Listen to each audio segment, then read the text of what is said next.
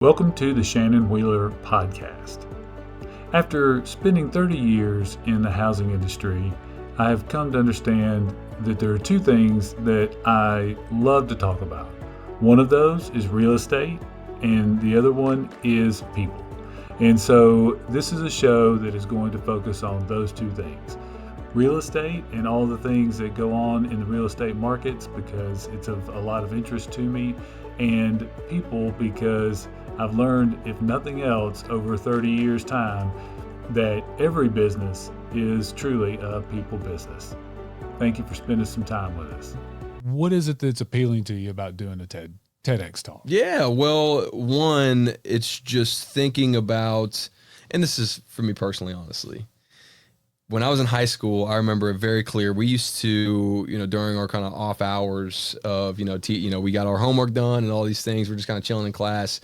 We would just pull up TEDx and just start, learning from some of the speakers. Some of our teachers would even have courses around some of the talks that we heard. So I've always gravitated towards a stage and a microphone. I've never met one that I wasn't just in love with. And so as soon as you say TEDx or just TED Talk, it's like, that'd be awesome one day. And I've seen, my dad on a platform of speaking in front of a mic. And so it's just always been a dream for me to have something worth sharing, and just glad to be able to do that. All right. So was it intimidating when you first thought to yourself, hey, this is great, I'm going to have the opportunity to be on the TEDx stage? Oh, wait a minute, now I have to have something to say. Yeah, well, exactly. And it's funny because you tell me about this and I'm like very giddy and I'm like, yes, this is, I'm going to be on stage. I'm going to be in front of some people. I'm going to have the lights, and I haven't done that in a while. This is it. This is it. Oh, wait. Something worth sharing. Do I have that? I know I'm a capable speaker, but do I have something worth sharing? And so that's where, kind of to go back to first, just kind of pouring the heart out, seeing what comes about, and then that just kind of feeling very journalish and not really, that's something I can share with somebody on a one-to-one basis and my experiences and pay forward. But is it a TED Talk necessarily? Not really. And so taking that and transforming it into something that somebody can take away and hopefully, change their perspective on how they interact with people. So one thing I've noticed in talking with all the speakers that are getting ready for their talk, I see a transformative aspect that happens with them as I'm pushing, and they're molding, they're creating. So do you feel yourself going through a process where it seems to be transformative first for the speaker? Yeah. And then that's something that you share with the audience that they then share. But are you feeling any sort of transformative journey as you're going through getting this together and ready? Yeah, absolutely. It's fun because it's something that I find myself being more intentional on practicing what I'm preaching. And my talk has generated this formula for people to interact with one another and create deeper connections. And it was based out of what I already do on a day-to-day in my business and how I interact with somebody. And I had to really break that down on, I've humbly been known as a fairly good connector in our community of just getting, people together and connecting good people and good people. I love doing that. That's what I fell in love with. And I just kind of asked myself, what made myself efficient in that? And I broke it down and just really, started hammering it and fine tuning it. And now I'm in a place where I'm intentionally doing that more often. And it makes me more, powerful in my business. It makes me more powerful in my relationship, going through my talk. Whoever ends up listening will see I have several winks to my wife in there because it's things that I need to be practicing in my business, but I also need to be practicing in my marriage. Sure. And there's things I could definitely be better at and work at. And so it makes me more cognizant of what I need to be doing to be better as a professional and as a person. Now, is your spouse as forward-facing and gregarious as you are? No, okay. She's not. So how does that interplay? Because I know, like, my wife is not, but I am. And right. So sometimes it's like she says, you just want to be the center of the attention. And I'm thinking, at first, okay, should I be taking that as criticism? And then I'm like, she's right. I just need to, now I'm going to lean in. Yeah, that's right. Yeah. Did you have that moment? Very similar. Very, very similar. And I say that with a laughing face because honestly. Now it's funny. Yeah. And then also, if I put her on a stage in front of a microphone, that's one of her worst nightmares. Okay. But in my eyes, what I see, especially how she interacts with people when she's out of her shell, she could destroy it, because she's very, well-spoken. She has her heart on her sleeve. She's wide open. I think that's what generates a lot of very powerful talks when you're just authentic and genuine, and that's what she embodies. And so I say that out loud to say she could be a wonderful speaker if she really wanted to, but the want to's not there. So, yeah. But she's definitely introverted, where I'm the extrovert of the family. Okay, so let's get a little bit into the talk. We left off with you have to have a hook. So this part we may not show or clip out, but I just want you to kind of just tell me. So you worked on your hook. Where are you at with that? Yep. So the hook needs to be the foundation of why I'm doing what I'm doing, so that we can get everybody in the audience ready for, okay, this is why this is the meat and potatoes, which is the formula of why we need to be connecting with people in our community on a deeper scale and at a broader scale to really ideally change our world. That's the goal here. So I start off with something that's very critical, a need in our community, an issue, a problem, and then we get into the problem solving and the meat and potatoes of it. And then I come in with real world examples of what we've seen a mentor-mentee relationship do for an individual, and we look at so many people who we either aspire to be or admire that probably wouldn't be where they are without somebody quote unquote pouring into them. So that's where this talk is developed, but it all starts with that hook of this is a problem that we have, and this is something that we have to be cognizant of. And if we want to change it, it's on us, and it's not on anybody else to. Not one single person in this world can just change this. It has to be a collective. So what is it that you think contributes to this challenge? What is it that got us here? In other words, if we're going in a direction that we need to go, it tells me that we either never knew that was the right direction, or we were going in the wrong direction. Yeah. So how do we get to a place where this becomes now the next necessary step? Yeah. Well, what got us here is division. And what's some contributing factors? Well, COVID's the first thing that comes to my mind as far as recent years. Very interesting. 6 years ago, we all are quarantined. 6 years ago. 6 years ago. Feels like yesterday. We're still grappling with it. That's right. And it's funny because I had a lot of people say, hey, this is going to be forever, and what I took from that was like masks on and like, we couldn't do this right now. We'd have to do this on Zoom, but I think where they're and maybe that's what they meant, but I think what it really is what we're grasping with now is there are a lot more Zoom virtual meetings. There are thousands of more work from home jobs, which is good and bad. There's a lot of folks who won't go take that coffee or lunch meeting because I can just knock it out on the ride home or in front of my laptop. I can do my job from my laptop, and that just inadvertently divides us and keeps us from feeling each other's energy and really being in a point to pour into one another. And so I think that has been a pretty key cog, but I would say it pales in comparison to what our social media has become. Well, and I'll tell you, if I were to ever do a TED Talk, TEDx, I have to keep saying TEDx. Yeah, so they'll come take my birthday away or something. They do some terrible things to you if you don't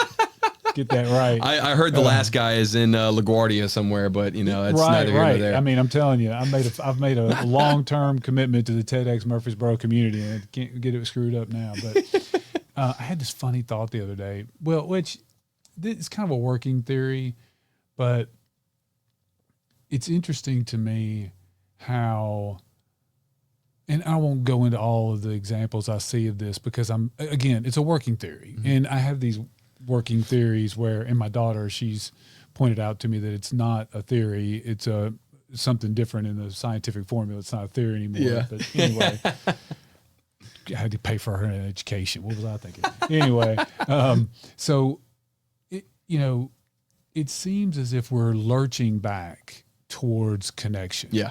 So if there was any word that would be the word of the year, it's usually some new word or something that comes up, but it's got to be connection. And what's so crazy is we have all the technology to be hyper connected. Right. But we're not. Yeah. And what I've noticed is everybody that I see is forming groups, trying to form groups. Mm-hmm. I mean, just in our small town of Murfreesboro, there have never been this number of network groups. Yeah. I mean, it has become its own sort of thing. I mean, how many, you could probably name 5. That's right. Several BNIs, several business clubs, several morning a lot of greetings, 3-letter acronyms. blah, blah, blah, blah. Right. Okay, so I find that fascinating. Yeah. And what I find fascinating about it is it's not business specific. Right. It is connection specific. Yeah. Relationship based. But that's partly because we lost a lot of our third spaces. Mm-hmm. That's part of it. But then I had this funny thought. I was like, there's something about being in a room with somebody and being in that space with them that humans need no matter what. And I think it's because somebody can turn the power out and you're done. That's right. That's it. And I had this funny thought, and Trent, I don't know what you'll think about this, but, everybody needs to be in a situation where they're dealing with someone professionally and they can smell what the person had for lunch. That's right, right. On the, you know what I'm saying? Good, bad, or indifferent. I do not care for anyone's halitosis to come towards me, or I would not want to share that with anyone. That's right. But, that's part of life, and that's part of where sometimes you just, if you're never that close with other people, I think you lose something. Yeah. And I think everybody is grappling and lurching back towards connection. I'd also say the minute detail of just me being able to look you directly in the eye. We can't do that on Zoom, right? Now I can look you in the eye on the screen, but in order for me to for you to see me looking you in the eye, I got to look at the camera. Yeah. And so there's just a certain feeling and a connection there when you're looking somebody in the eye, speaking to them, smiling at them. That just, it's part of our human DNA, I would argue, that lifts somebody up when you're just like, that's why folks like the Southern charm of Tennessee when you're walking through the grocery store and somebody just says, hey, how are you doing? Just walking by, a stranger could do it. And that just, a little bit of that just fills you up, and you can't do that disconnected. So I do agree with you. I feel like it's also part of our biography that, we were, as a man of faith, I feel like we were created to be together. I feel like God wants us to be in a community that's together, spreading the positive, Trent. It's since we're getting away from that, we're just like, no, this doesn't feel right. We need to, and maybe it's a slow lurch, like you said, but it's something that I do feel like we're gravitating back to, and we're trying our best to do it. And now it's on us as the community and leaders in our community to find the efficient ways to get back to that as quick as we can. Yeah. Now, Trent, do you agree with that? Do you see that a lot? People that come in the studio, they're doing shows, they're doing business, they're doing networking, they're doing those things. Do you feel like is it just me, or does it seem like everybody is striving to just get connection back center, and it's not even business specific? Oh yeah, for sure. Especially in the podcasting world, people love just hearing stories, connecting with people, and being able to just share that connection, share the stories, be part of one another's lives. Right. Absolutely. That's a huge part of everything in my world. Yeah, it's interesting, and I think using media, using this outlet to do it, it's I think too, that's one of the things being a Gen X.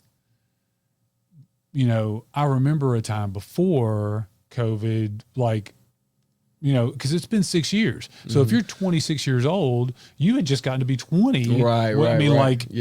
If you're in high school, you're now out of college for a couple of years. It's still this big swath. If you're 25 years old, the COVID period from then until now is a quarter of your life. Yeah.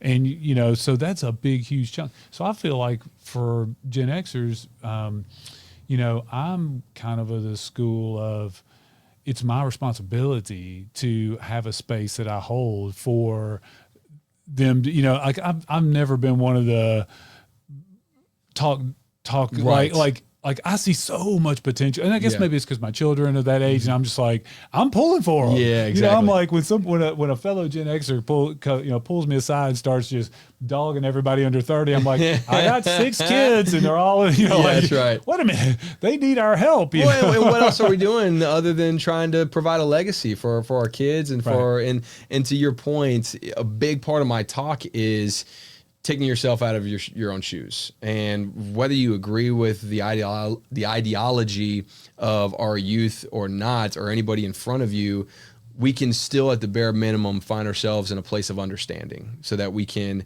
see, because you're right, a 18, 19, 20-year-old who saw COVID is completely a different experience than me, who was 25, 26 when I experienced it. Completely. I'm in a completely different stage of life. I'm not in college anymore, and so on and so forth. So they're going. That's a fairly blank canvas that's being painted in a certain way that's going to drive them on to be who they are when they're 31 or whatever have you. And so we have to understand that everybody's experiences are different. Well, and I think too, talks like yours, events like this, these types of things, as we're on the, as COVID is in the rearview mirror, you can insert COVID for any other number of things that are going to interrupt life. Yeah. And we need to have plans to deal with it. Yeah. I was thinking about just dealing with my emotions, learning to deal with my emotions.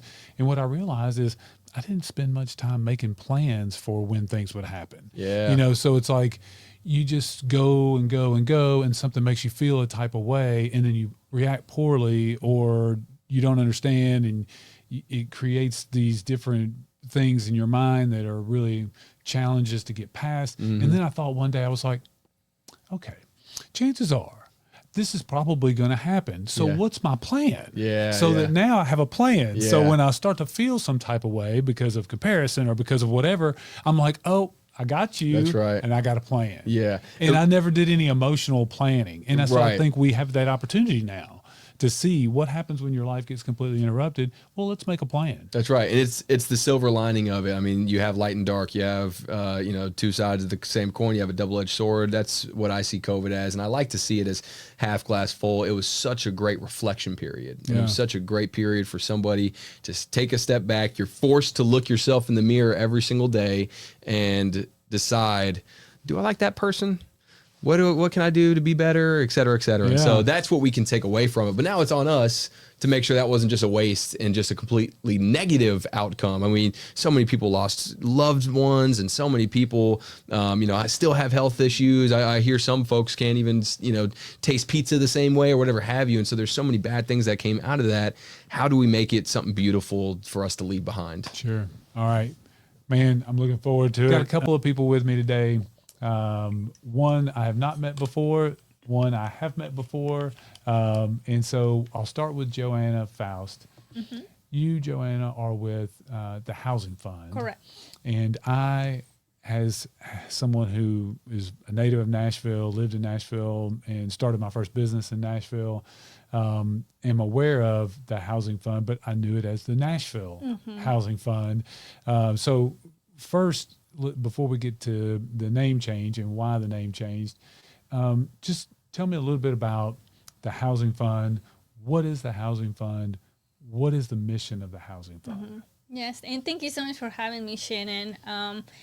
The Housing Fund, we've been open for almost 30 years. June is going to be our 30-year anniversary. I did not know that. Yes, 30 years. We are now statewide. That is the reason why we changed our name from the Nashville Housing Fund to the Housing Fund, because now we serve the entire state of Tennessee.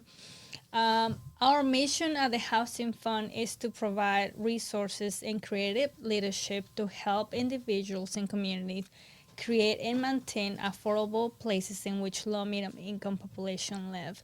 So even though the Housing Fund is a financial institution, we are a non-profit community development financial institution. So we're different than your traditional lenders because, like I was explaining to you guys earlier, we live through our mission.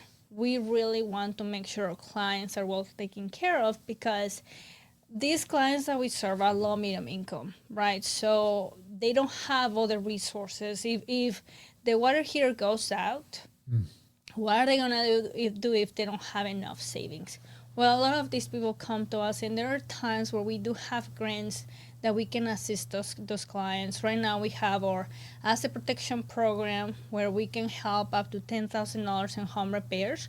But the main goal of this program, it is to help them with financial planning. So most of our clients, yes, it is the first time buying their home, but what else, right? So what happens after? How are you taking care of your family if the unexpected were to happen? So we're also partnering with financial institutions so they can provide estate planning.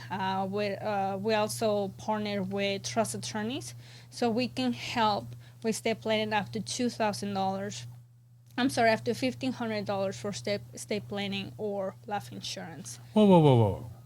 So I did some research and I saw some of these things pop up, but I have to admit, I didn't really think much past down payment assistance, because, Alison's a realtor and she would be somebody that I would have a conversation with and say, Alison, if you've got clients that are short on their down payment or they meet the income requirements or don't exceed those limits, here's a program that we can use, so it was always kind of focused just in that space. But I started looking and I'm like, there's money for repairs, like all of these things. I had no idea. Yes. So how does someone have to come in and use the down payment assistant piece first to get to these other things? No, not or at can all. they just get to those other things? They can get to the other programs as well. As of right now, the asset protection program, it's only for Davidson County residents. Okay. But again, we'll help them with $1,500 for estate planning or life insurance, and then in addition to that, we will help them up to $10,000 in home repairs. But it doesn't have to be a client. They can just go to our website and apply, thehousingfund.org, and they can just submit the application and we will take care of them. We do have limited funding for that program, but as of right now, we still have open resources for that program. Okay. So Alison Clark, realtor, she talks to a client and I'm sure you've had these conversations before. I mean, I doubt that every person that you've talked to has been like, oh, Alison, down payment, I have 3. Which one would you like to choose from? Right. That's not how that usually goes, is it? How does that conversation usually go when you're talking to people? If you talk to the next 10 clients that you talk to, how many of those are probably going to be either needing to continue to save for down payment or already have a down payment?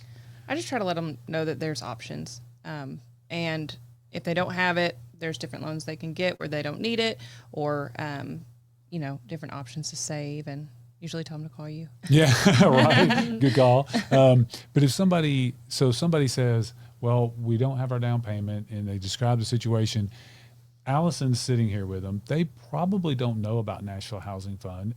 I'm assuming that part of what your community outreach is to work with realtor partners that also have a heart for the mission, understand what we're trying to accomplish. Right.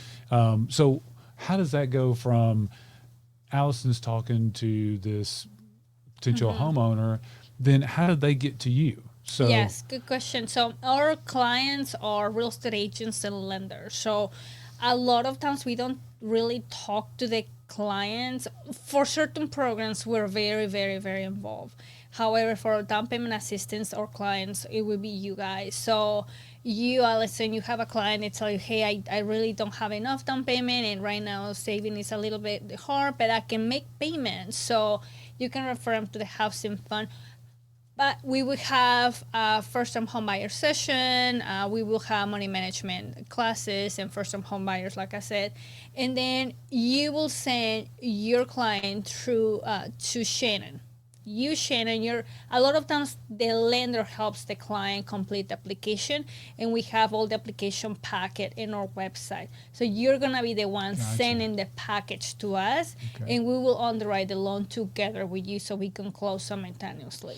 Okay, so let's talk about that process a little bit, just kind of technically behind the scenes. So when I get that person if they're using funds from the housing fund. See, I keep inserting Nashville. You're good. So their loan underneath, is it a regular conventional loan, an FHA loan? What do they get qualified for underneath? Yeah, so we're gonna be second position. Your loan doesn't have to be FHA. However, the lender does have to be FHA approved. Yeah. Again, the loan doesn't have to be FHA. So the client will have a monthly payment. They will have the monthly payment with you, Shannon, and then they will have our monthly payment. So we can go up to $35,000 for down payment assistance and closing costs. Wow. And the term can be from 10 to 15 years. Okay, so it all depends on how much to borrow. Anything above $10,000, we can do the 15-year term. The credit score has to qualify. So anything above $10,001, the credit score has to be 620. Anything below 10,000, the credit score has to be minimum 600. Whoa! Seriously? Mm-hmm. So I'm putting my lender hat on now, and Yes. I'm like a credit score of 600, and you can still get up to the $10,000. Mm-hmm. Okay, Yes. that is I did not know that. Yes. That is because oftentimes the borrowers that are qualified and eligible for these programs, they may have scores that aren't super high, but it doesn't mean they don't pay on time. Correct. It could be that they just don't have an extensive credit history. Mm-hmm. It could be any number of reasons that they don't have a high score, but it doesn't always indicate that they haven't met their obligations. That's Right. been my experience. Right, So it's right. very neat to know that somebody could be, because I've got somebody, matter of fact, I pulled credit on somebody right before I got here, and they're a 610, never made a late payment. There's somebody that may be eligible. Correct. They live in Davidson County. So glad you mentioned Davidson County, Okay. because we have within our DPA program, and this is only for Davidson County residents. Now, our down payment assistance is for the entire state of Tennessee. However, for Davidson County residents only, we do have a different bucket where that $10,000 can be paid due on sale. So they won't have any monthly payments. Due okay. on sale. Davidson Okay. County Oh. up Davidson to County. That'd be great. $10,000. Wow. Yes. So if this client, if they only need $10,000 and they're looking for a house in Davidson County, and their income qualifies, and for those people, it has to be 80% below AMI. Okay, so let's pause for just a second there. People probably don't understand or know much about this, but when you say AMI and we talk about income limits and restrictions, Alison, you've run into this some with different programs that we've qualified borrowers for. It kind of runs in the background. You maybe don't know all the details about it, but there's calculations out there, and the general public can access all this. This Correct. isn't secret information. So Right. if you're out there and you're thinking, is this something I qualify for? Share, where they can find the information. But what you're talking about is there's a number out there that goes county by county. Exactly. That says what the median income is of that county. Then 80% of that amount is what you have to be under to qualify. Right. Correct. For that program in particular, the $10,000 due on sale. Okay. Regular down payment assistance can go up to 120. So, for example, Wow. yes. So I did not know that. Yes. See, I'm so glad I found you. 120% of AMI. So, for example, for 1% for a $10,000 due on sale, 80% AMI, the maximum they can make is $64,300. Okay. For a regular down payment assistance that we go up to 120% AMI, we can go up to $96,450. That's considered medium income. For now that's For one person. Yes. For one person. Okay, that was my next One question. person. Is it household? It is what is your household limit? income. Okay. So let's say mom, dad, and 2 children. The maximum they can make is 120 up to 120% AMI, 137,775. That's considered medium income nowadays. Isn't Okay. that crazy? Let me Those are understand. wild numbers. That's extremely wild. Okay, well Yes. let me make sure I understand this. So what you're saying is if you've got mom, dad, 2 kids, and that household income is $135,000, credit score qualifies, then they would be eligible for up to $35,000. As a second lien. Wow. Okay. I am so glad that you came here today. I know, me too. Because I would not know that. I can talk about this all day. Now, I wonder, I mean, think about now, what for Rutherford County, what is it? For Rutherford County, it's Probably considered the same, pretty yes, close? national MSA. So it's the same number. So, okay. So Alison has a property on the market right now for, describe the property you've got on the market right now. It's 3 bedrooms, 2 bathrooms, 624 square foot in Murfreesboro, North Murfreesboro. 1,624 square feet. And it's listed at $399.9. And it's only 8 years old. 8 years old, $399.9. And what you're telling me is if there's someone who wants to buy that house and they're like, okay, great, I love the neighborhood, school's gonna work. As the Seagulls, what schools? They're switching them all around. Switching them around. I believe it's going to be Wilson, Oakland, Siegel. Okay, so $399, and if that family makes $135,000, then they could get $35,000 towards their down payment and closing costs. Correct. That's great. And It all they have is. to do is take the home buyer education. First time home buyer. Okay. Yes, and then they will go to you, and you will send us the packet. Yeah. Okay. So we need to make sure that people know that are looking at the house. That is a huge thing. So that would be a repayable. Correct. So you'd have a little monthly payment. Right. I'm assuming since you're a nonprofit, like I remember way back in the late 90s, early 2000s, we used the Nehemiah Fund a bunch. And I maybe not even remember the Nehemiah Fund, but there were a lot of nonprofits. Because that's one of the things, if you're getting down payment assistance, it has to come from a nonprofit. You can use secured borrowed funds, but that's not really what we're talking about here. But it has to be that nonprofit. So there's no issues or challenges there. They're good. It matches with FHA, Correct. conventional. What about VA? Have you ever done anything with VA? Cannot speak on that. Probably. We've been in business for 30 years, so I'm sure we've had some of those. I'm loans in the wondering about that past. because a veteran, they may be able to finance 100%, Right. Yeah, because but then they can get their closing costs Right. paid. Correct. And see, they have no mortgage insurance. Exactly. Yes. So that's a big deal. Yes, absolutely. And you know what? Since we're a nonprofit, so they higher the rates out there in the market. Since we target the low middle income population, we cannot raise our interest rates, right? So the higher the interest rate, the lower our interest rates are gonna be. So right now we've had for the past couple of years a 5% fixed rate on that loan. So your interest rates are lower than Yes. the average. 5% fixed. 5% fixed on the second. Correct. Okay, that is highly unusual because you're very rarely ever going to see a lien in second position with a rate lower than the market Right. on the first mortgage. And then let's say you go to another nonprofit and they give the client another grant or anything like that. As long as we're in second position, we don't care if there's third, fourth, and fifth liens out there, but we're gonna be in second position, so they can apply for as many programs as they want. Interesting. And I okay, so I'm excited now about some of the other services as well. I just didn't realize there was all that stuff available.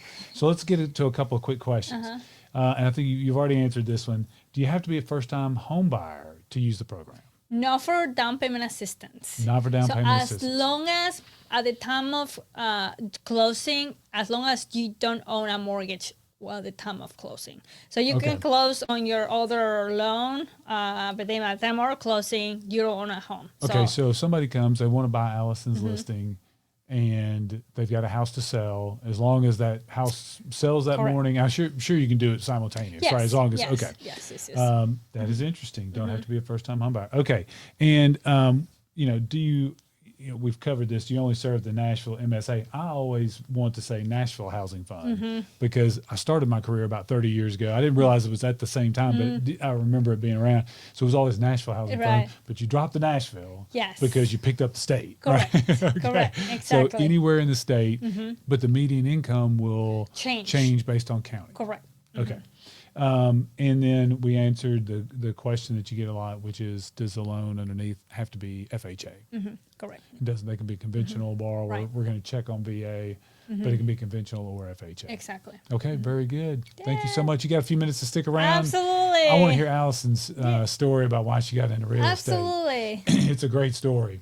So Alison Clark, so glad that you're here today. And I'm glad Thanks that you for having came, me. even though it's not in your nature to. So I appreciate it tremendously. Who are you with? I work for Cornerstone Realty. Cornerstone. Realty. I work under, we sell houses for a builder, JC Builders. Okay, so you guys typically are going to have some new construction around that you build speculatively for people to come and buy, and then you're going to have some rentals. Like they've got a lot of things, right? Yeah. If you need somewhere to live, call Alison. Yes, call Alison. Yeah. We have 4 neighborhoods. We just closed the last one in a neighborhood yesterday, so now we have 3 neighborhoods. Okay. We used to say 4. Good and bad. Yeah. We have 1 in Manchester, 1 in Shelbyville, and 1 in Christiana. Now, I wonder, I'm willing to bet that at least a pretty good percentage of your inventory would be eligible for the National Housing Fund. Yes. Or the Well, Housing Fund. The locations Yay! are generally approved for rural development. So would that be the same? Yes. Well, it all depends on which county. Obviously, the incomes will change. Oh, okay. But yes, it could be rural, but depending on- Rutherford, Coffee, Bedford. Rutherford will be in the national MSA. And So that one would be the 137 Mm-hmm. for a family of 4. I can send you the other, and we base our income based on HUD numbers. HUD numbers. Yeah. Okay. Yeah. Okay. I think they so- would be eligible so if we you've had got people 3 that needed down neighborhoods. payments. Do you have inventory now? Still Yes. sitting there. Okay. What are describe some of the price points and. In Christiana, they're in the upper 400s, and Shelbyville and Manchester, they're in the mid 300s. Okay. Our Manchester lots are much larger. They're about an acre each, which is not common for new construction. That is not common. Not common. No. I'm glad. So to those know are that. nice. I didn't realize you had any that were on that big of a lot. Yeah. We looked at one. We had some clients that looked at one, and I'm working with them now. I thought that one maybe had gotten sold. It did. They closed it. Okay. Yeah. Okay. Good. Yeah. Good. Yeah. There you go. I like that. Yeah. Yeah. I saw your name on it. I was like, hey, thanks, Shannon. I recognize that. Okay. So, why did you get into real estate? You have an interesting story because, and we talked about it, Joanna, where you guys run into a lot of people in this business that are working on their sales practice. There's nothing against earning a living, Right. but that becomes maybe more the center than the people involved. But Alison got here a different route. So how did you get into real estate, or why did you get into real estate? I wanted to learn. I had a real estate transaction where I was given bad advice. I was given advice that would benefit the seller and the buyer and not me. You were the buyer. Yeah. You're buying a house, attempting to buy a house. Okay. Right. And I thought I need to know how this works because I want to be able to be informed and make my own decisions because I hired somebody and paid them a lot of money and they were only looking out for themselves. So, I got my license and I have helped a lot of people and I have told them things like you should not sell your house and rent a house because the interest rates could jump up 2 points while you're waiting for your house to be finished getting built. And things like whenever you pay off your house and you sit for 6 months without a mortgage, your credit score could go down. Things that no one told me. And I want people to know. And if they decide to make that decision, they can, but at least they were informed, hey, this could happen. And I wasn't not informed. Yeah, because, I've been in this business for a long time and, there are a lot of great professionals, but, the buying public doesn't always know just on the surface what they're hiring and who they're hiring. And it can be a little bit of a challenge. And, let's be honest, 3% on today's sales prices, especially, it's a lot of money. I mean, it's a lot of money. And like you said, someone is hiring you to do that job and paying you that amount of money. Regardless of where it comes from in the transaction, that is really the case. And so you're somebody who's going to make sure that they get their money's worth. They get that advice that they need, because it's a big decision. And sometimes if you don't see the money coming out right away, it's easy to forget how much it is. And,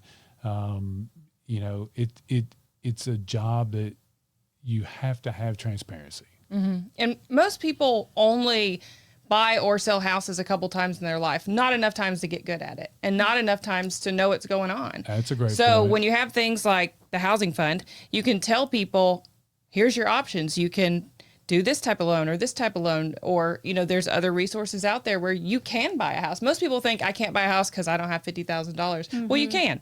Right. You can, and you can start investing. And I like to help people realize that they can. Yeah, absolutely. I thought the financial planning aspect, or the counseling, the pieces of the housing fund that don't just end with the transaction. Correct. Because that's another thing. Your job really, and your connection with that client doesn't just end at the closing. Right. I mean, how many of your people have you closed a transaction for, and you still see them, know them, talk to them? Yes. Probably a lot, right? Yeah. Yeah. I mean, I tell people, it's like, I'm going to run into you at Publix or Kroger, right? So I take this very seriously. Correct. It's not the same as operator 26783 in some cubicle somewhere. Right. You're going to see me at the park, Yes. It's like, yes.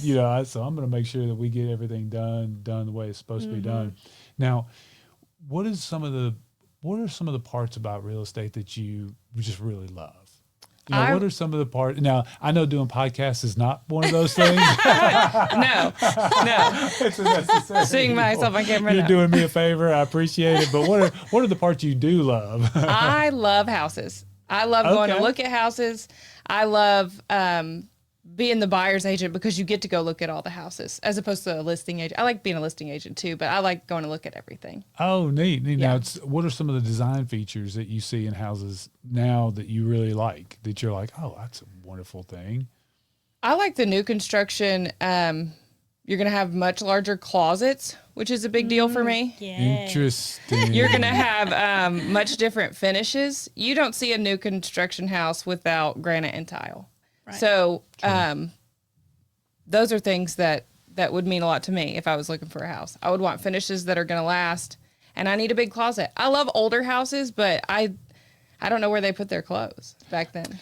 Yes. Maybe they didn't have a lot of clothes. I don't know. I never really thought about that, but you're right. I'm Yes. dialing back in my memory banks to the house I grew up in, and it was severely underserved in the closet department. Yeah. It was regular. So closets, that's my answer. Yeah. New construction for the closets. I'm from Mexico, so and my husband and I love international travel. In all the countries we've gone, the houses are tiny. They're small. The closets, they don't have closets. I'm like, but I think like we shop a lot in America too. So. Right. Also true. Yes, Also true. yes, Now, yes. do you live in Davidson County? No, I live in Wilson County. I live in Mount Juliet. Ah, gotcha. Yes. So that Wilson County is also going to be in the MSA, Yes. National MSA. And actually, Alison,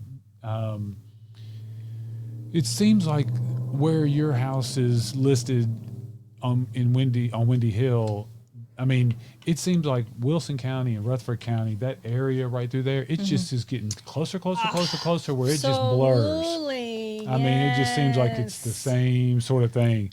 On the way home, I go into Wilson County and back into Rutherford. Ah, okay, Yeah. okay. Yeah, Yes. yeah. Yeah, I used the GPS, and yes, it took me. Well, I was in downtown for a networking event, and how it took me, I'm like, why am I going to Warzone and then going to Rutherford? Yeah. Love Okay. GPS. Now, of all the places that you traveled internationally, what's one of your favorites? It's so funny because at this networking event, there was a French lady, and France is my absolutely favorite country in the entire world. Gotcha. I love Alison, have you France. ever traveled internationally? I have only been to Mexico one time. Okay, Cancun, probably. I think so. Yes. Yeah. Yeah. I have not been to Mexico. Really? Oh, the Yeah. food. I need You to know go. that we are one of the from the top one of the top 10 countries for food. Oh, Oh, yeah. wow. I believe Yes, it. I think yeah. we're like number 3 or 4. Now, Alison, if someone is out there and they're like, 2026 is my year, I've been minding my credit, I've been doing what I'm supposed to do, I'm excited about this, no time like the present, I'm ready to own real estate, buy a house, start building equity. How do they find you? How do they get started? What do they do? I would just call me, 615-504-6950. My name's Alison Clark.